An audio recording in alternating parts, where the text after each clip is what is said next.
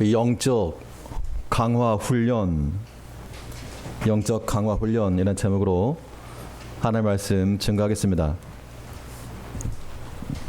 이 사람의 신체나 이 공동체 내에서 어떤 문제가 발생하게 되면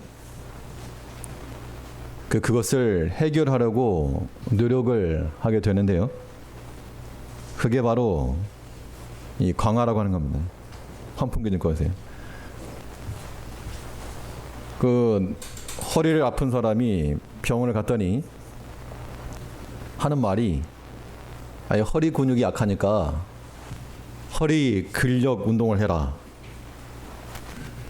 뭐 어떻게 보면 너무 당연한 말 같지만 약한 부분을 강화시키는 것이 그 신체를 정상적으로 돌이킬 수 있는 좋은 방법인 겁니다. 여러 나라의 경제적 측면에서 특정 국가에 대한 수입 의존도가 높으니까 이거 좀 국산화를 해라. 어떻게 보면 약한 부분을 좀 강화시켜 나가는 거, 이것이 정상적인 모습을 갖춰 나가는 모습이 되는 겁니다. 그렇다면 우리 영적인 측면에서도, 우리 영적 생활도 마찬가지로 영적인 면에서 약함이 발생할 때 당연히 강화하는 작업이 필요한 겁니다. 그런데 우리가 약한 것을 뻔히 알면서도 가만히 놔둔다는 것은, 이것은 이 지혜의 모습이 아닌 거죠. 우리 구원의 원활한 삶을 위해서 우리 영적 약한 부분이 있으면 발견하고 보수하여 강화시켜 나가야 되겠습니다. 그렇다면 우리 영혼을 강성하게 할 수 있는 그런 훈련들은 어떤 조건에서 가능하겠는가? 어떻게 우리 영혼을 강성하게 만들 것인가? 본 말씀을 통해서 우리가 은혜 속에서 강할 수 있고, 또 동역을 통해서 강화되고, 또 고난 가운데서 강화될 수 있다라는 주의 말씀 차례대로 살펴보겠습니다. 첫째로, 우리 영혼이 강성하게 될 수 있는 길은 하나님의 은혜 속에서 강화될 것을 말하고 있습니다. 은혜 속에서 강하고, 우리 본문 1절 말씀 보시죠. 1절에서 내 아들아, 그러므로 내가 그리스도 예수 안에 있는 은혜 속에서 강하고, 이 말씀 한번 같이 따라 하시죠. 은혜 속에서 강하고. 네. 필요한 영양소가 제대로 공급될 때 육체의 약함을 방어할 수 있는 겁니다. 특별히 고기를 좋아하지 않으신 분들도 가끔은 좀 고기를 먹어야 되겠다, 그런 마음이 들 때가 있으시죠. 몸에서 원하는 거기 때문에, 또 필요한 거기 때문에 몸이 원한다는 겁니다. 그럴 때는 그러한 영양소를 공급해 줘야 육체적으로도 약해지지 않고 버텨내는 겁니다. 하나님의 은혜도 제때에 공급되어야지만이 우리 영적인 나약함을 이겨내는 겁니다. 우리가 다들 잘 하는 것 같아도 하나님께서 우리에게 은혜를 주지 않으시면 우리 금방 상한 음식처럼 우리 얼마나 낙심하기 잘하고, 또 얼마나 원망하기 잘하고 분노하기 잘하는지, 우리는 오직 은혜 속에서 강해질 수 있는 겁니다. 이 하나님의 은혜라고 하는 말은 이 하나님의 선물이라고 하는 말로도 바꿔 쓸 수가 있겠는데요. 결국 우리가 하나님의 은혜 속에서 강한다라고 하는 것은 하나님께로부터 주어지는, 하나님께로부터 오는 것을 통해서 우리가 살아갈 수 있다라고 하는 것에 대한 신앙 고백인 겁니다. 우리를 강하게 할 수 있는 은혜가 어디 있다 그랬는가 하면 예수 안에 있다 그랬습니다. 우리 1절 다시 보니까 내 아들아, 그러므로 내가 그리스도 예수 안에 있는 은혜 속에서 강하고 하나님의 은혜의 선물을 얻으려고 다른 곳 갈 게 아니고 오직 예수 안에 있는 것이라 했으므로 예수께 나가야죠, 당연히. 하나님께 나아가는 발걸음 없이 하나님의 선물과 그 은총을 얻을 수 있는 길은 없습니다. 이런 거 한번 생각해 보세요. 나는 별로 하나님 찾지도 않고 특별히 기도도 별로 하지 않고 하나님과 담을 쌓고 지내는데도 일이 술술 풀린다. 그럼 그건 복일까요? 복이 아닐까요? 속으로는 다들 생각하셨겠지만 그래도 좋다라고 생각하시는 분이 계실지 모르겠지만 그건 복이 아닌 겁니다. 왜 복이 아니냐? 참된 복은 하나님께 있는 거기 때문에 아니 우리가 하나님께 가까이 나가지도 않고 하나님을 사랑하지도 않고 기도하지도 않고 말씀에 전념하지도 않는데 세상적인 일이 잘 된다. 그걸 어떻게 우리가 믿음의 성도들이 복이라 말할 수 있는가? 그렇지 않은 겁니다. 그렇기 때문에 아무리 사업이 잘 되고 자식이 잘 되고 번성과 구가 할지라도 하나님께 가까이 나가지 않는 거 그거 다 헛된 일입니다.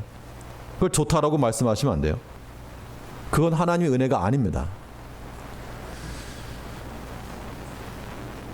어떤 유치부 학생이 하나 있었는데 주일학교 교사 때 직접 가르치지 않았지만 아이가 하나 있었는데 그 가정적으로 좀 어려움이 있어서 그 부모가 케어할 수가 없고 그냥 할머니가 좀 이렇게 봐줬습니다.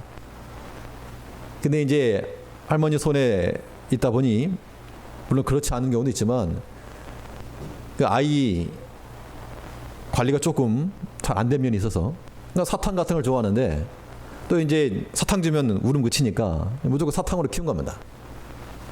그러다 보니까 아이가 6살, 7살밖에 안 됐는데 벌써 치아가 완전 다 상하고 썩어가지고 그 모습을 보면서 좀 많이 안타까웠는데 안 듣게 됐고 그 아이 입장에서 보면 좋은 거죠. 사탕 쪽쪽 빨면 얼마나 답니까?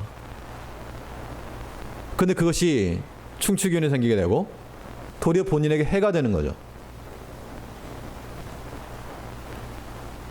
우리 믿음의 성도들이 하나님께 나아가지 않고 하나님을 주목치도 않고 그 말씀에 창념치도 않고 하나님을 구하지도 않으면서 세상으로만 잘 되려고 하는 거 그거는 버려야 됩니다. 그런 생각들은 그건 악한 거예요. 악한 거. 내 발을 주의 전으로 내 눈과 귀를 주의 말씀 곁으로 옮기는 것 그것이 우리가 은혜를 받는 길이요 또한 주 안에서 강해질 수 있는 길이 되는 겁니다. 하나님 말씀 없이 어떻게 강해집니까? 우리가 기도하지 않고 이 시험 가운데서 어떻게 강성해지냐 그 이야기입니다. 우리 마음 가운데 서운한 마음이 있거나 혹은 또 명절이 지나면 그 증후군이 있죠.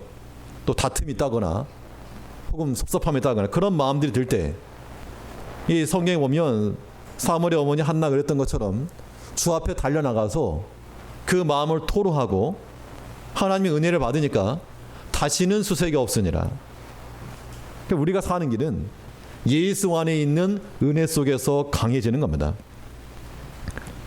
그러니까 결론은 무엇이겠습니까? 당연히 예수께 나아가 예수께 우리 주께 나아가 그 예수를 얻는 것이 가장 큰 은혜요 가장 강성한 길이 되는 겁니다.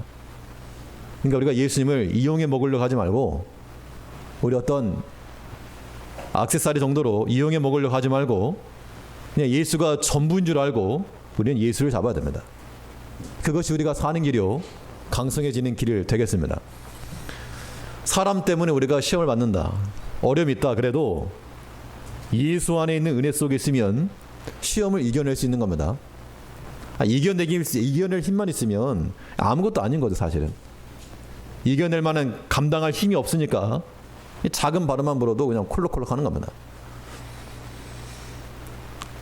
하나님께서 우리 사랑하는 자녀들이 그렇게 나약한 약골로 살기 원하지 않으시니까 예수께 나아가 그 안에 있는 그리스도 예수 안에 있는 은혜를 받고 그 속에서 강성함을 누릴 수 있는 우리가 되어야 되겠습니다.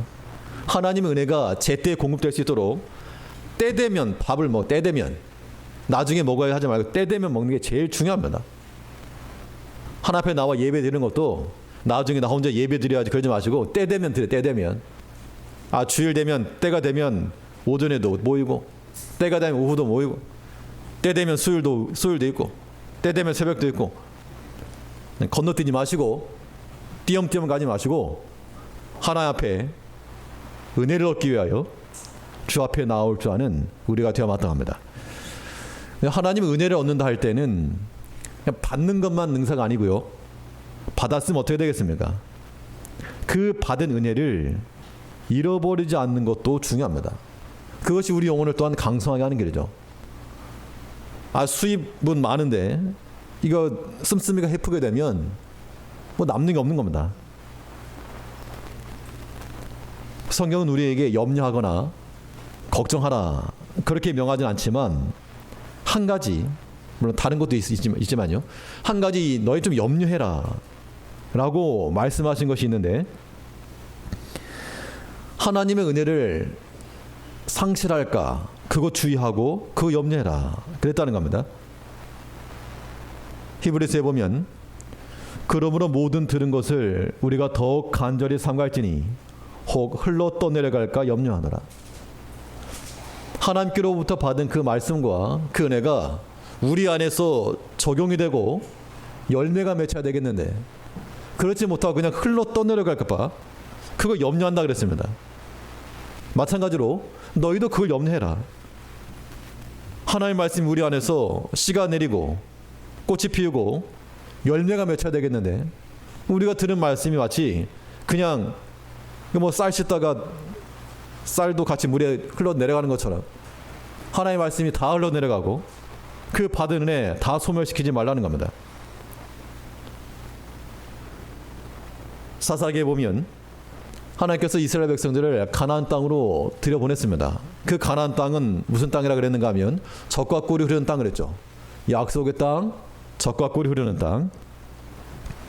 그런데 하나님께서 은혜로 얻게 하신 그 땅인데 그들이 범죄하면 심판하시고 주변 국가의 압제를 받게 하시고 회개하면 구원자를 세워서 다시금 회복시켜 주었습니다. 이게 사사기 역사입니다. 그 가운데 이 네 번째 사사가 이 사사기에 나오는 네 번째 사사가 이 드보라라고 하는 여자 사사인데, 그 시대에 백성들이 또 죄를 범하니까 하나님께서 누구에게 압제를 붙였는가 하면 가나안 왕 야빈이라고 하는 사람을 통해서 학대하게 만들었습니다.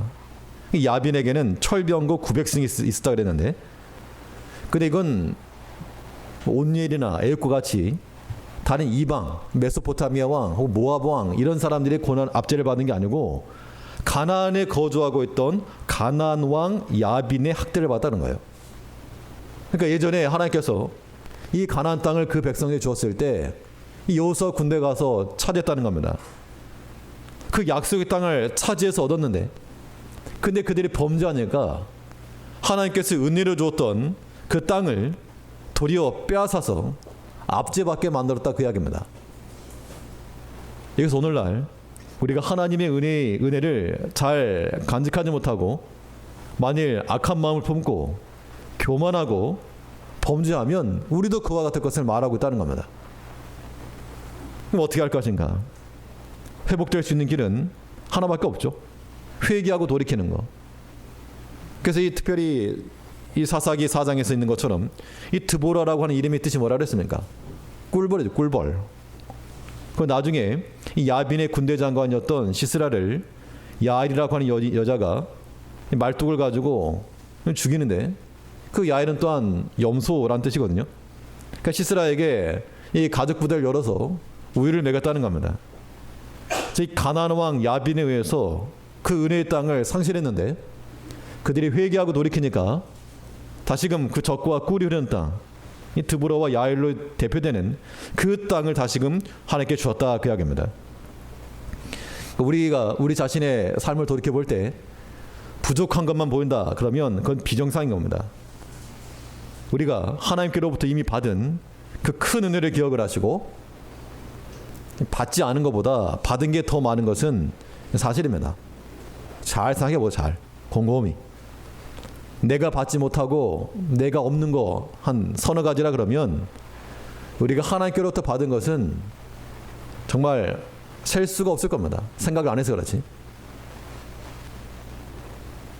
하나님의 은혜가 마치 구약시대에 불말과 불병거처럼 그 원수들을 둘러싸고 있는 것 같이 하나님의 은혜가 우리의 모든 결핍을 둘러싸고 있는 줄 알아서 필요하면 구하고 또 얼마든지 주실 수 있는 하나님이심으로 우리는 주 예수 안에서 그리스도 예수 안에 있는 은혜 속에서 더욱 강성함을 누릴 수 있는 우리가 되어야 한다는 겁니다. 그 은혜의 방편들을 놓치지 마시고 때 되면 식사하시고 때 되면 주의 말씀 들으시고 또 때 되면 기도하시고 가장 좋은 패턴인 겁니다. 그 예수 안의 은혜 속에서 강성함을 누릴 수 있는 우리 제일교회 성도님들 되시기 바라겠습니다. 둘째로 우리 영혼을 강성하게 할 수 있는 방편이 무엇인가? 이 두 번째로 생각해 볼 수 있는 것은 이 동역 속에서 강화가 된다는 겁니다. 동역이라고 하는 말을 다른 말로 하면 연합이죠. 연합과 동역인데 이 신앙적 승리의 싸움이라고 하는 것은 싸움의 승리라고 하는 것은 함께 하는 거, 함께 하는 거. 하나님께서 우리를 개인으로 부르지 않으시고 물론 우리 구원을 개인으로 하셨죠. 하지만 또 우리를 공동체로 묶어두신 것은 함께 하는 거 배워라. 이거 우리에게 요구하시는 겁니다. 이 연합이라고 하는 것은 하나님의 속성이시요 삼일체 하나님이 연합하지 않습니까? 또 연합과 동역이라고 하는 것은 교회 공동체의 본질입니다. 본질. 그때 우리가 서로 반목하거나 혹은 이간질하거나 나눠지는 거 이거는 결단코 우리가 용납해서는 안 됩니다. 혹시라도 끼리끼리 혹은 편당, 분당을 나눈다거나 그런 거 있거들랑 다 집어치우시고 오직 하나됨을 추구할 하나됨. 예수님께서 우리를 하나님과 하나 되게 하기 위해서 자기 몸을 찢어서 십자가상에서 하나 되게 만들어 놨는데 그 십자가 위에 교회를 세워놨는데 누가 감히 이 교회를 흔드는가? 누가 감히 나누는가? 누가 감히 예수 십자가로 그의 사랑을 입은 백성들을 경히 여기고 업신 여기며 미워하는가? 이 옳지 않다는 겁니다. 하나님이시라도 성부, 성자, 성령께서 서로 한 마음과 한 뜻을 가지시고 행하심으로 이 동역의 비밀을 우리가 깨닫고 우리 믿음의 형제들과 함께 죄를 감당해 나가야 됩니다. 여기에 우리 강성함이 있는 겁니다. 우리 본문 2절 말씀을 보시면 또 내가 많은 증인 앞에서 내게 들은 바를 충성된 사람들에게 부탁하라.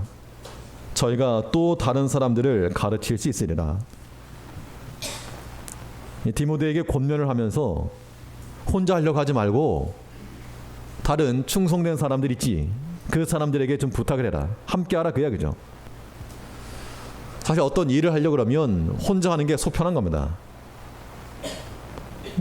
혼자 하는 게 편하긴 한데 효율적일 수 있지만 우리는 자기를 낮추시고 십자가 연합을 이루신 주를 본받는 자들 되어야 되겠습니다. 특별히 교회일도 마찬가지입니다.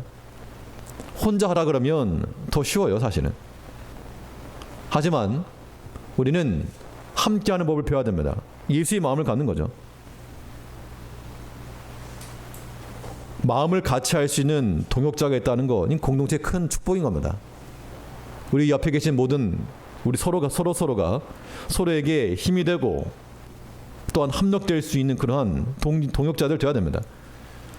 바로 앞에서 바울 사도는 이 두 부류의 사람을 말했는데 디모데후서 1장을 보면 이 오네시보로라고 하는 사람을 말하고 있습니다.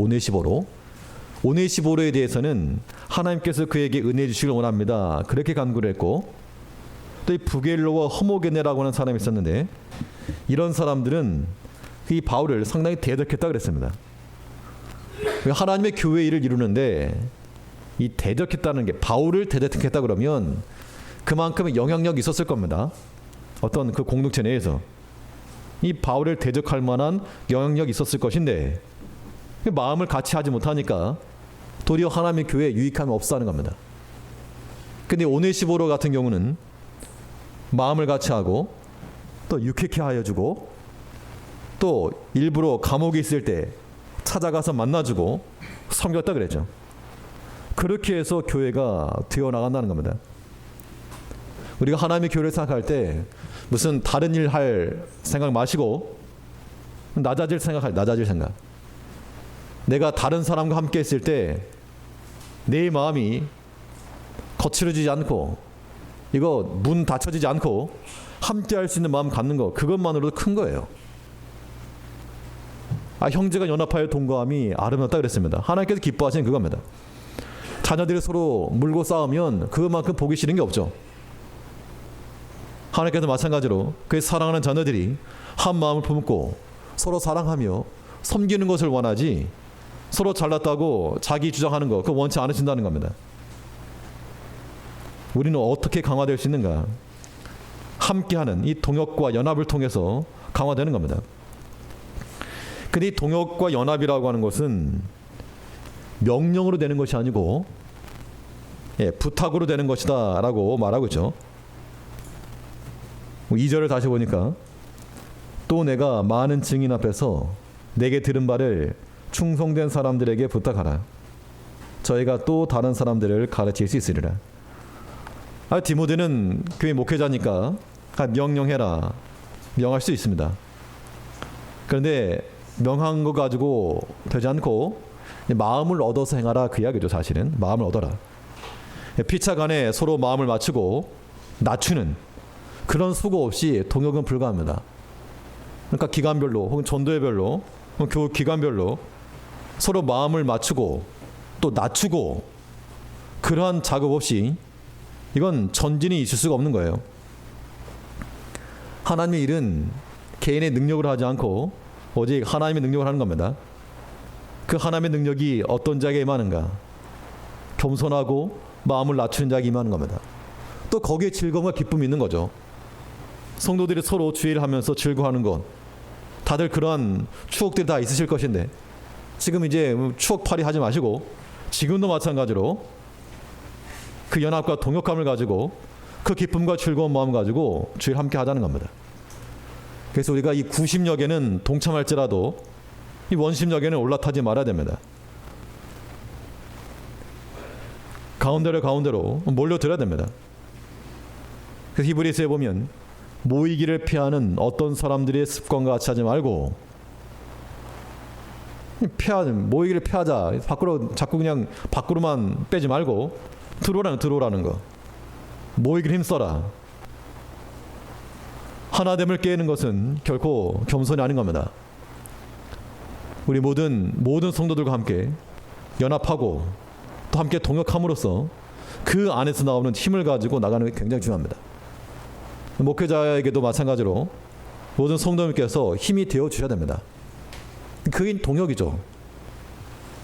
이 힘이 되어 준다는 것은 뭐 듣기 좋은 말 해달라는 그런 의미가 아니고 믿음으로 사시는 것을 볼 때 그때 힘이 나는 힘이.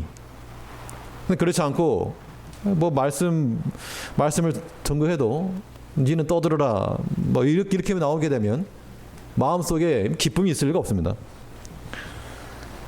유쾌케 하라 그랬는데 다른 것 말고 그냥 말씀대로 사시면 됩니다. 믿음 가지고 사는 것, 이것이 하나님을 기쁘시게 하는 것인 줄 알고 우리 성도 간에 서로 한 마음이 되고 서로 섬기며 또 서로 부탁을 하고, 명령만 하지 말고 서로 부탁을 하고 마음을 얻어서 주일에 서로 충성할 수 있는, 그래서 그 동역 안에서 강성함을 누릴 수 있는 우리가 되어야 마땅합니다. 셋째로 영혼이 강성하게 될 수 있는 방법이 무엇인가? 셋째는 이 고난 가운데서 강화되어야 한다는 겁니다. 그러니까 우리 성도들이 강해질 수 있는 방편은 하나님의 은혜 속에서 강화되고 또 함께하는 연합 속에서 또 우리는 고난 속에서라도 강화될 수 있다는 겁니다. 이 고난이라고 하는 것은 성도를 연단하시는 하나님의 주된 코스입니다. 코스. 그 고난의 과정 없이 이루어지는 것. 근데 사실 우리는 기도 중에 어떤 기도를 많이 하실 것인가 하면 안 봐도 뻔합니다. 아무런 어려움 없이 고난당하지 않고 잘 되기를 구하시는 거죠. 집안일도 그러하고 다른 외적인 일도 그러하고 어려움 없이 잘 되기를 구한다는 겁니다. 물론 그걸 구하셔야죠. 그러나 우리는 고난을 당할지라도 그 또한 하나님께서 우리에게 유익으로 주셨다라고 하는 그런 신앙 고백이 나올 수가 있어야 한다는 겁니다. 우리 3절을 보니까 내가 그리스도 예수의 좋은 군사로 나와 함께 고난을 받을지니, 고난받게 되면 그 고난이 우리를 무너뜨리는 것이 아니라 도리어 강성하게 될 수 있다, 그 이야기하는 것이죠.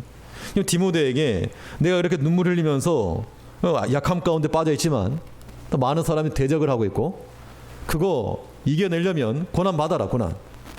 내가 당하는 고난이 이거 무슨 죄의 결과로 주어진 것도 아니고 하나님의 심판도 아니고 하나님이 너를 버려서도 아니고 도리어 너를 강하게 하려고 고난 주었다. 그런 마음을 들으면 우리는 성경 있는 대로 고난당한 것이 내게 유익이라. 시편 기자가 그랬죠. 고난당한 것이 내게 유익이라. 고난당하기 전에 내가 그릇 행하였더니 이제는 주의 율례를 배우나이다. 히브리서에 보면 무릇 징계가 당신은 즐거워 보이지 않고 슬퍼 보이나 그로 말미암아 연달한 자에게는 의의 평강한 열매를 맺나니. 지금 당장의 그 징계, 고난, 그거 좋아 보이지 않지? 슬퍼 보이지? 그런데 그거 잘 연달하고 통과만 하면 거기에서 평강의 열매가 맺혀진다, 그 이야기입니다.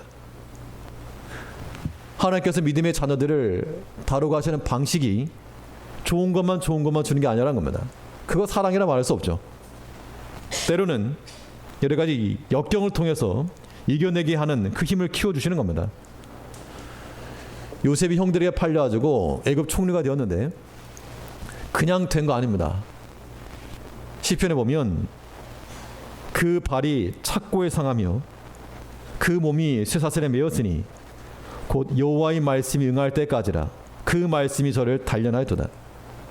저절로 감옥에다가 짠 나타나는 게 아니고 그 발이 착고에 몸이 쇠사슬에 매어서, 뭐 어렸을 때는 아버지의 사랑에 독차지했지만 이제 그 모든 것들 다 잊어버리고 그 모든 연단의 때를 지나서 여호와의 말씀 응할 때까지 그 말씀이 저를 단련하였도다.